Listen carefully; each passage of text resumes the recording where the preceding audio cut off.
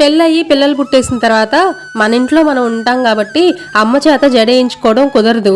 అందుకని నేను అమ్మ దగ్గరికి వెళ్ళినా లేదంటే అమ్మ నా దగ్గరకు వచ్చినా అమ్మతో పాటు జడేయించుకుంటా.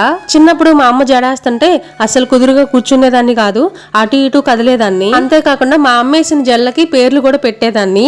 నువ్వు ఎలా వేసావు అలా వేసావు నాకు నచ్చలేదు మళ్ళీ వేయి అని చెప్పి వేసిన జడ ఒప్పదీసేదాన్ని. నీకు అసలు జల్లు ఎంత నీట్ గా వేసినా నచ్చవు అని మా అమ్మ చెప్తా ఉంటే నవ్వుకుంటా ఉన్నాం అవన్నీ గుర్తు తెచ్చుకొని. మా అమ్మ చిన్నప్పుడు 2-3 రకాల జడలేసేదండి. వాటిల్లో ఒకటి నాగరం జడ. మీలో ఎంత మందికి నాగరం జడ తెలుసో కామెంట్ చేయండి. ఇంకా మీరు అమ్మతో పాటు జడేయించుకునేటప్పుడు మీకు ఎలాంటి మెమరీస్ ఉన్నాయో కూడా షేర్ చేయండి. పేర్లు పెట్టాను అంటే పెట్టానంటారు కానీ పాపడు చూడండి ఎంత వంకరగా తీసిందో. నాకు ఎలా తెలిసింది తెలియదు కదా, ఇప్పుడు అదే చెప్పా పాపడు వంకరగా ఉంది అని. నేను ముందు చూసుకోలేదు, జడంతా అయిపోయిన తర్వాత చూసా. ఇద్దండి నాగరం జడ అయితే ఇలా ఉంటది. ఈ వీడియో మీకు నచ్చితే లైక్ చేయండి, సబ్స్క్రైబ్ చేసి సపోర్ట్ చేయండి. ఇవాళకి ఇంతే అండి, మళ్ళీ కలుస్తా, బాయ్.